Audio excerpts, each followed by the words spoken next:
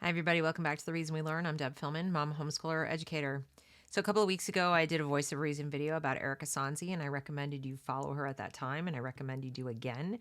She is covering the schools reopening issue better than pretty much anybody I've seen. So, today I'm going to go over her latest piece about it. I'm also going to show you some clips that she links to, but you need to kind of see them in the context of sharing this article with you. And these will be of Vice President Kamala Harris on the Today Show with Savannah Guthrie, answering, or rather not answering, some questions about school reopening. And then I want to take you to a little school board meeting out in California to give you a taste of how parents who are desperate to have their kids back in school are being talked about when they're not there. Might surprise you, might not, not sure. But I think what I want you to consider as I'm reading this and as you're watching these clips is what I've asked before. Why are they doing this? What is the end game? Why are they doing this? Why are the teachers' unions doing it? Why are the teachers going along with it? Even if we accept the fact that the teachers' unions have a monopoly in certain states, in certain cities, huge education markets where they are not right to work. If you want to go work as a teacher, you must join the union. You must pay union dues. Even when we understand that, it's still remarkable that so many of the teachers are okay with that. They're okay with all of that, that they are sort of required to join this union, required to pay. They, I assume, think they get benefits out of it, but they're okay as Americans with the idea that their dues, they come out of their paychecks, which are paid for with your tax dollars. By your, I mean all of you, everyone in a community of every political persuasion or none, pay through property taxes. Even if you pay rent, part of your rent is property tax for your landlord. So everybody's paying for education, whether you have kids or you don't. And yet this policy impacts everyone. The policy that is bought and paid for with the union dues, because they only give to one party, the party of the current president and vice president and entire administration. They only give to one party. So how is it not one giant money laundering operation where they take money out of the middle class primarily? Okay, well, they really take money from everybody, but they take money out of the economy, funnel it through this enormous $1 trillion operation known as public education, right back to one specific political party. And then they do it all over again.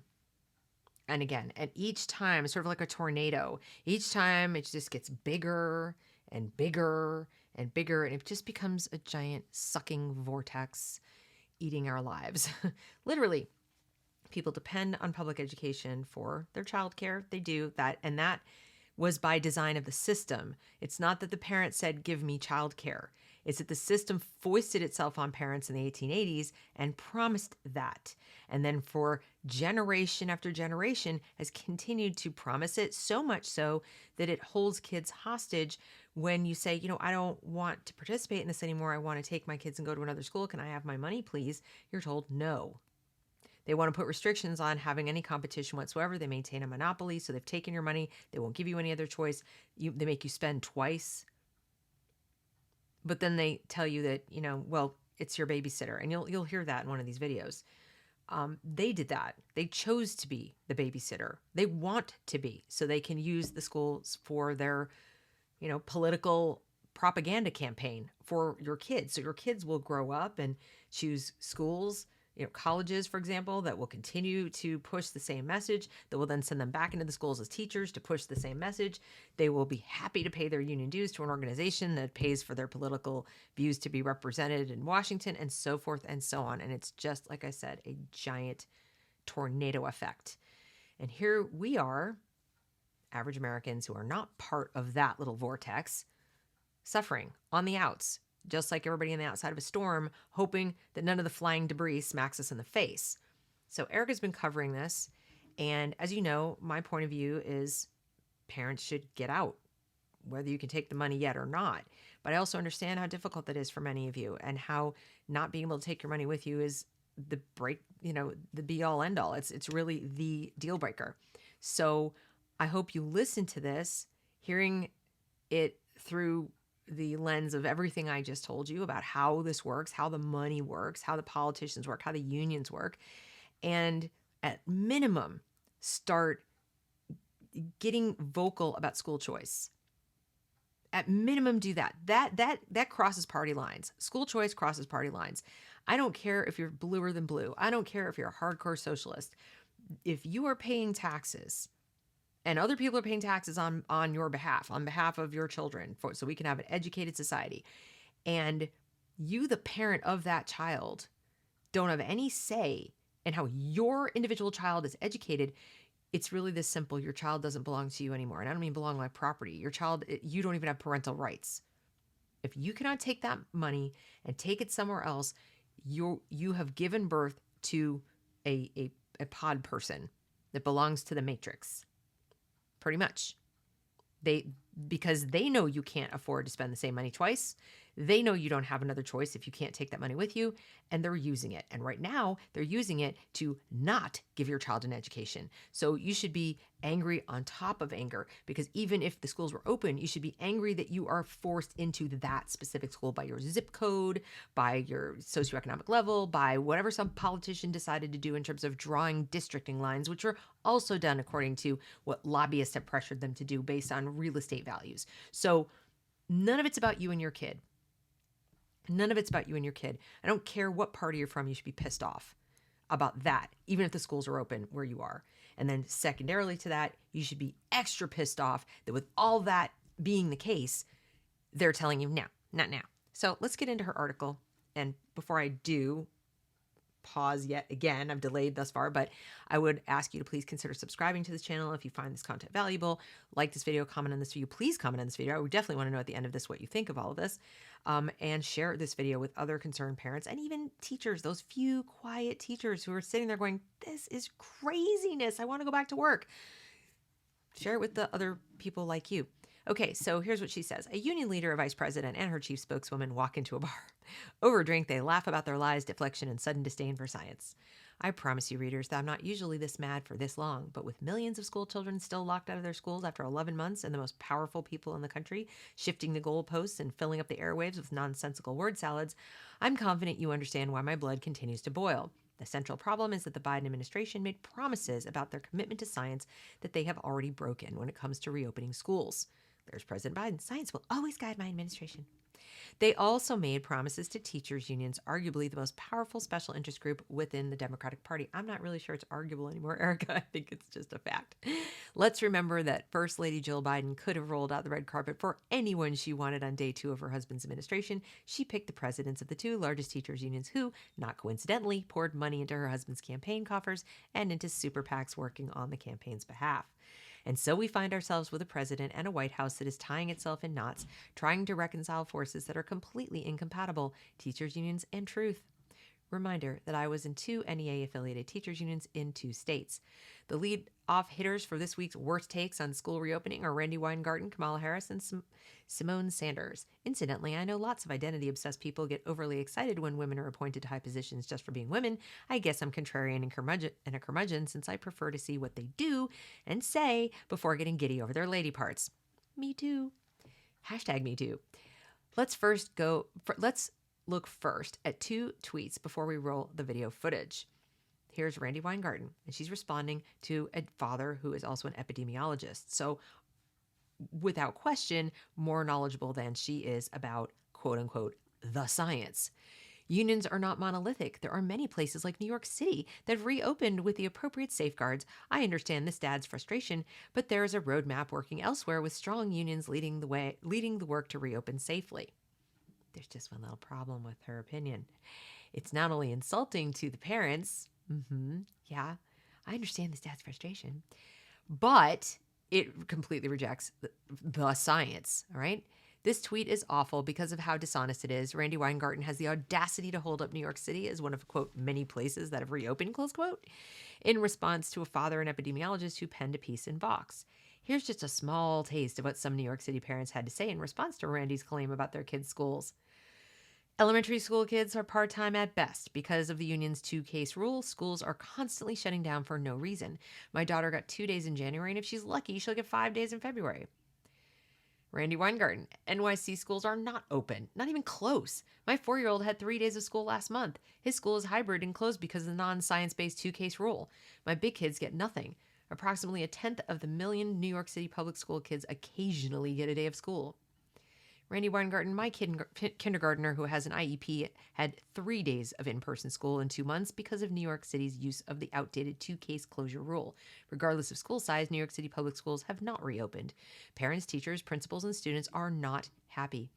The second tweet.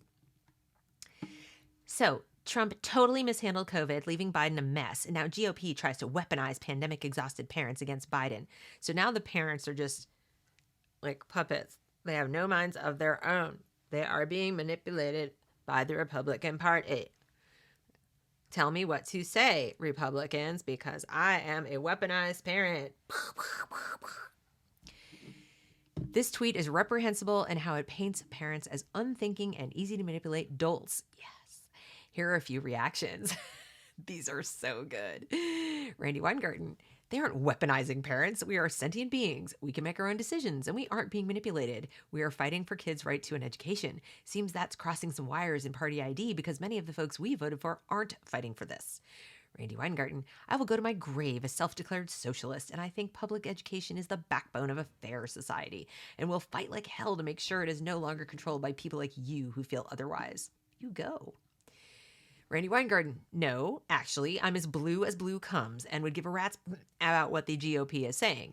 I'm just a parent reading the evidence, and it's clear now that schools can easily be made safe and that teachers are dragging their feet. Open the schools. I think if you want to piss off left-leaning parents, you tell them they're being manipulated by Republicans. That was a really dumb move. And now I want you to think about the fact that somebody that clueless, that obtuse, is running the largest teachers union in the nation that has control over the largest number of teachers and millions of students' lives. Just let that sink in. Now let's go to the tape and watch the vice president and her spokeswoman this morning. I wish you luck in choosing the worst clip of the bunch since there are so many, though something tells me that parents across America do not feel any better now than they know that Kamala Harris's first grade teacher attended her law school graduation. Yes, that's in one of the clips. So let's take a look, shall we?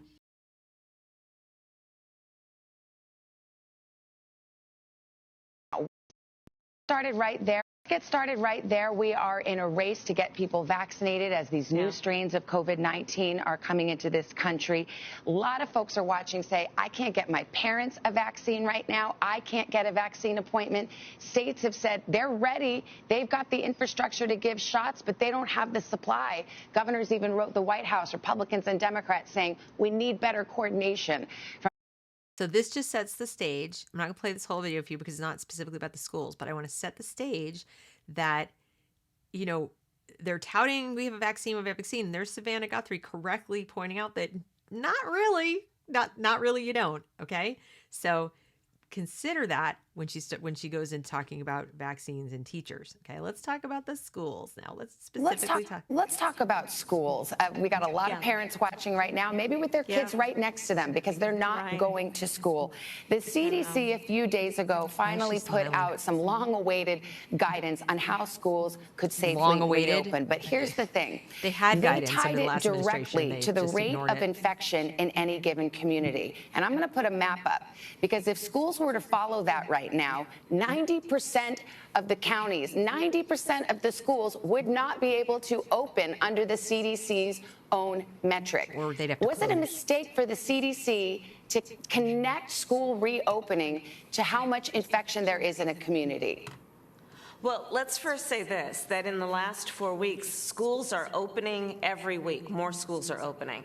And it is, as we just heard, not really. Because we are supplementing what needs to happen around the vaccinations getting into states, but also because we're seeing progress when folks are wearing masks, when they're... What does this have to do with anything? Folks are wearing masks, blah, blah, blah. Actually, no, we don't. This is a lie. We don't see progress. The mask wearing is having no impact.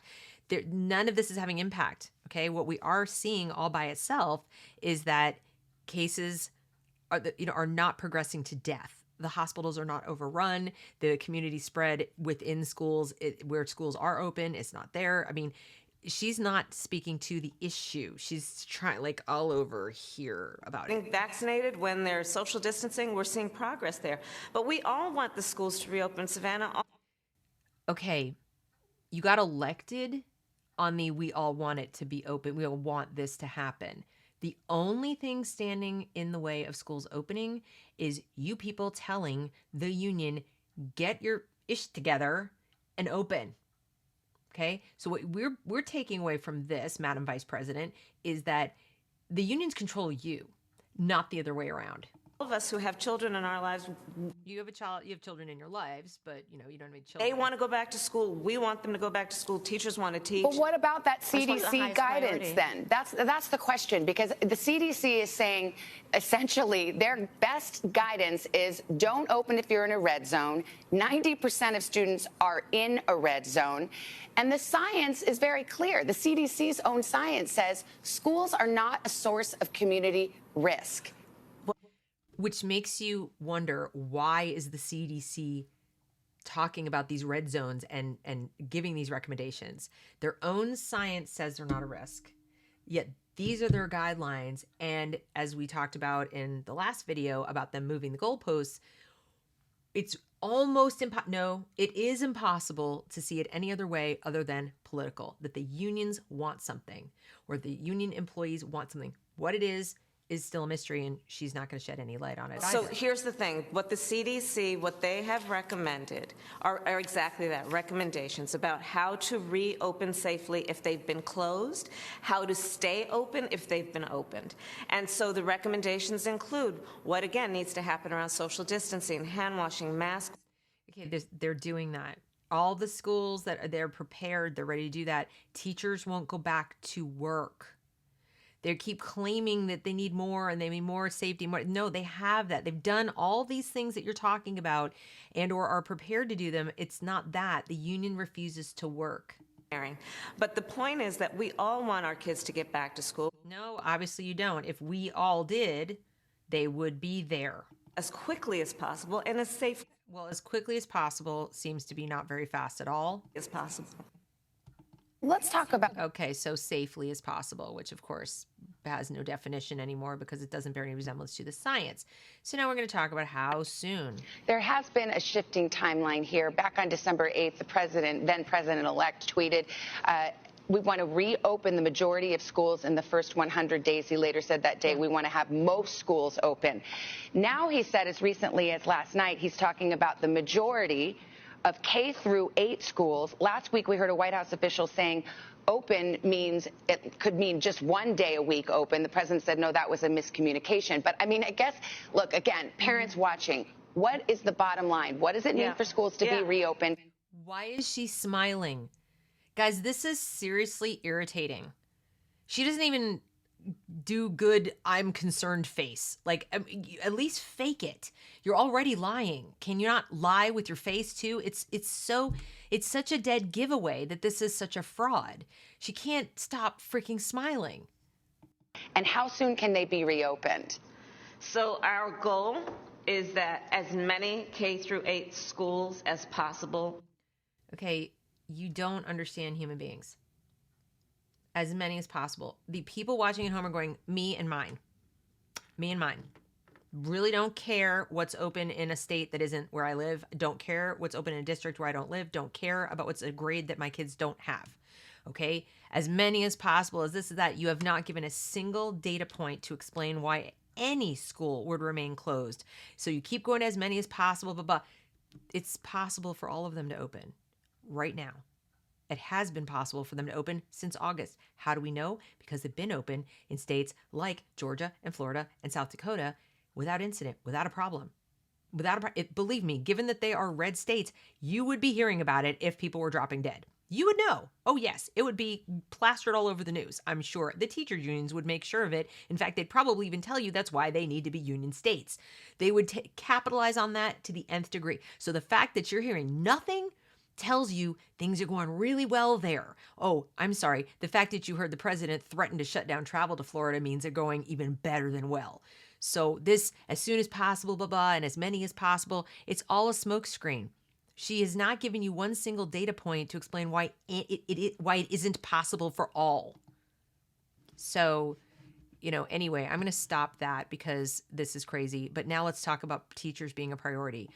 Not the The kids, CDC has said it is not a prerequisite for teachers to be vaccinated for them to go back to school. But many teachers are wary of going back to school. And we've had some cities have to sue the teachers union or sue their own school districts to try to get these schools to reopen. Think about that. They've had to sue. Teachers are wary. Are they, though? Are they wary? Really? Okay, so you either have to think one of two things.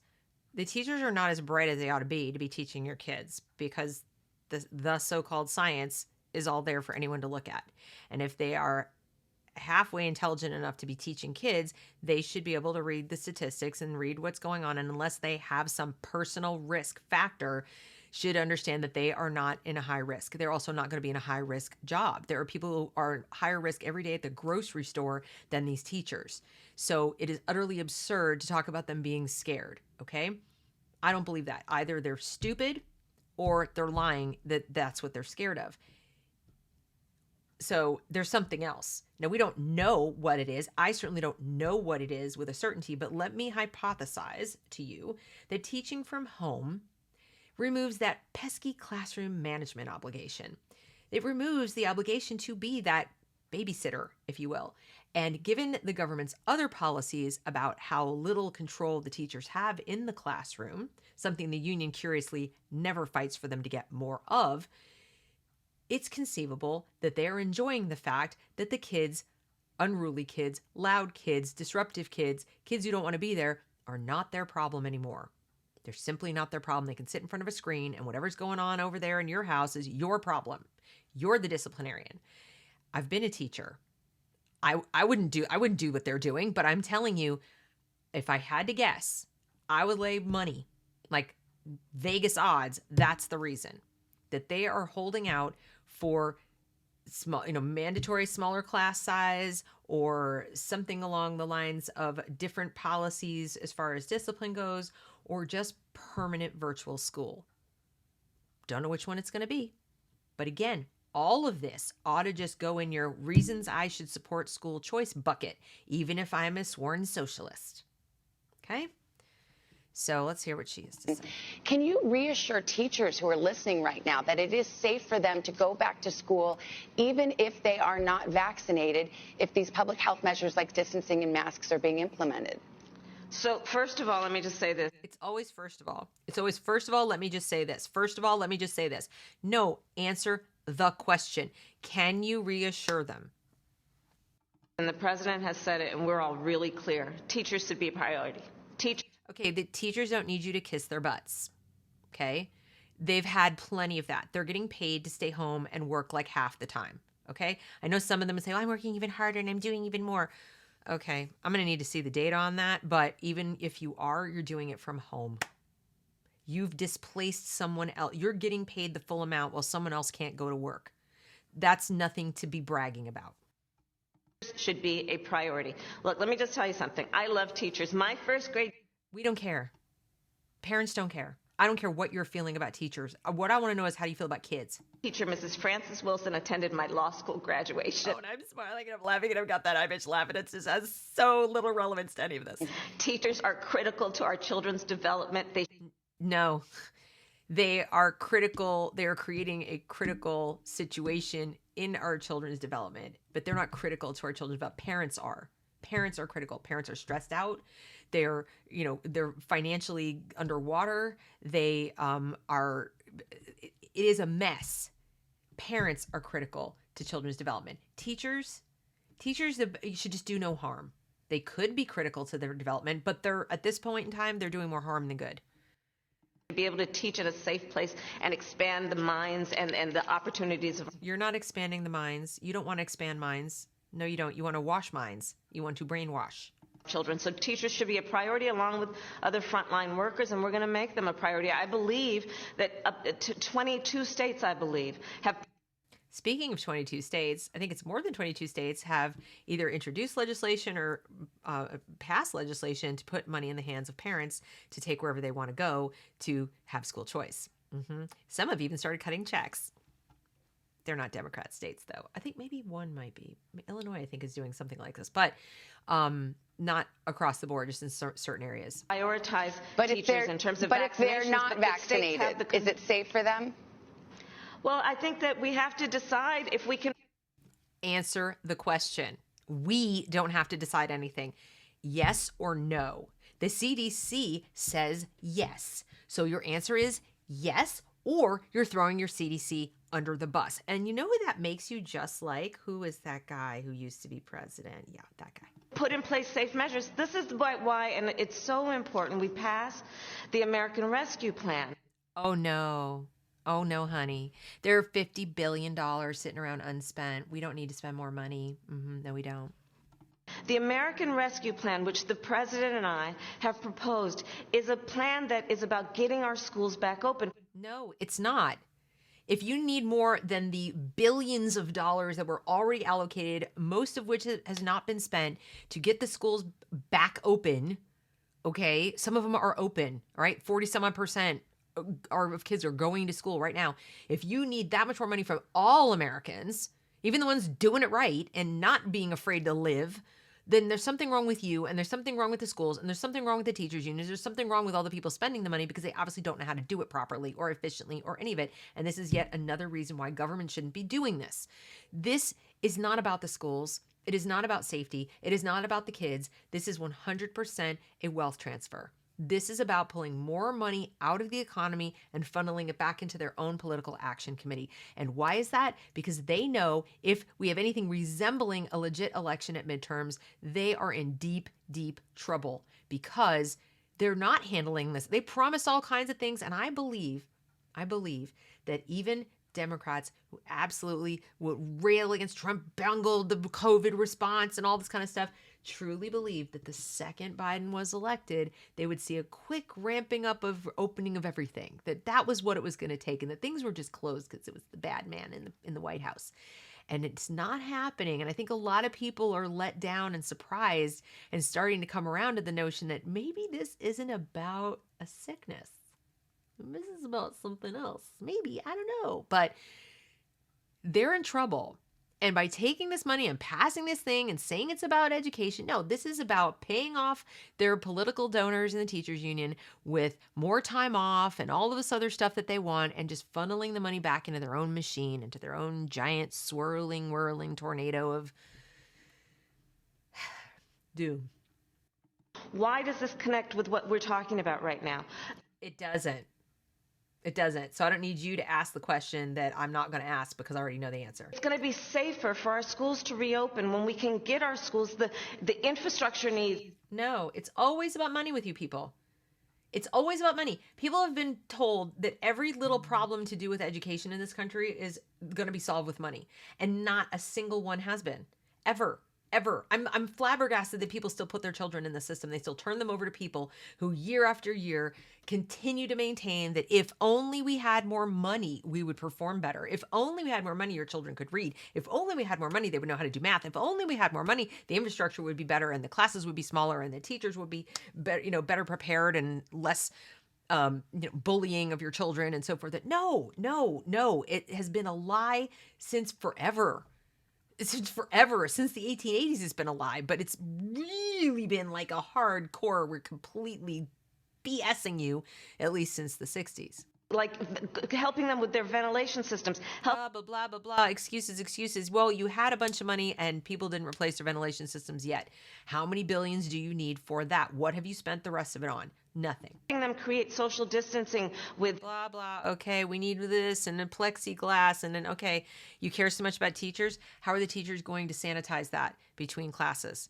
They're not. They can't. Okay, so moving right along.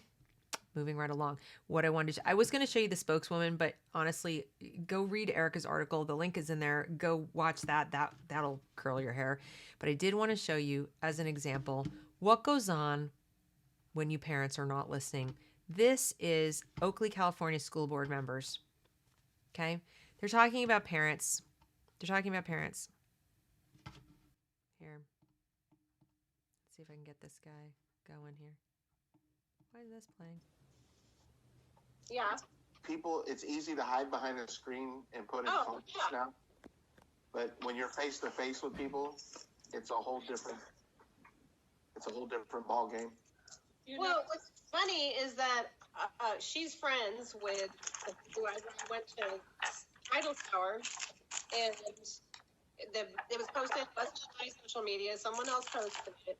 It's like, whatever. I wasn't doing anything bad. I honestly don't care about that part. But you know what? Are we alone? Yeah. Bitch, if you're gonna call me out, I'm gonna fuck you up. Sorry, that's just me. Are they stupid? I mean, they forget that there's real people on the other side of those letters that they're writing. Yes. We're real community members. We have kids or have known kids that have gone to these schools. Right. Have a vested interest in this process, and they don't know what we do behind the scenes, and it's really unfortunate. Exactly. How many of these people actually have kids in the schools, and how many of them have their kids in private school? These are school board members. They want to pick on us because they want their babysitters back. They want their babysitters back. Remember I said at the outset, that's how they think about you. Now, these are school board members. They're not teachers. Or maybe they are, but I mean, they're not specifically teachers. And this is how they act. They want their babysitters back. Wow. Okay, well, you promised them that.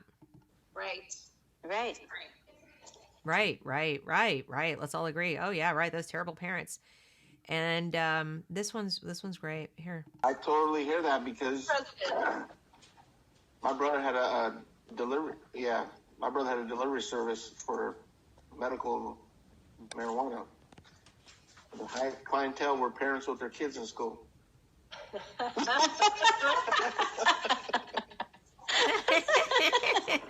Oh yeah, you hear that? They just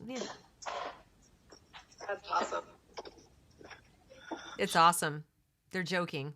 They're joking about parents who need their kids back in school. I don't know, you guys. I mean, go ahead. Just keep begging the schools to open. These are the people that you're dealing with. These are the people. All right, so now that we've watched that, let's finish up this article. What I heard were a lot of convoluted talking points used to deflect from actually answering Savannah Guthrie's questions. What did you hear? Me too. It didn't get any better over at CNN when the vice president's spokeswoman faced similar and very basic questions about school reopening and couldn't muster an honest or coherent answer. She, like her boss, remained unwilling to acknowledge that what the science tells us about the safety of opening schools, and couldn't even bring herself to agree out loud with what CDC guidance says about teachers and vaccines. Both women also seemed content in pretending that over 60% of school children haven't already been attending school in person since October. They definitely don't want to talk about that because it's not in their political strongholds. My own children, you go watch this, really. I mean, just have a drink in hand when you do. My own children, 2 in middle school, 1 in high school, attend schools that are doing a hybrid model. It's not perfect, but it's something. But 41% of American students attend schools that have in-person option available 5 days a week. So how can anyone accept that huge districts that serve millions of children are still completely closed? This is a national emergency, but neither Randy Weingarten, Kamala Harris, nor Simone Sanders seem to see it that way. A terrible showing this morning. The bright side is they have nowhere to go but up. And there's her cute dog, and go read about the dog. The dog's awesome too. So anyway, go read this piece. Watch the rest of that with the spokeswoman. Like I said, make sure you have a drink in hand. And, maybe in a padded room so no one can hear you scream. It's really offensive. I don't offend easily. I don't offend lightly. But I personally find it offensive that this system, this monopoly, this thieving, greedy, corrupt monstrosity known as the public school system, especially the unionized public school system, treats parents and children like cogs in a machine that they can just grind the gears on whenever they feel like it. So anyway, if you like this sort of content, I hope you will subscribe and go check out Erika's blog. That's the video.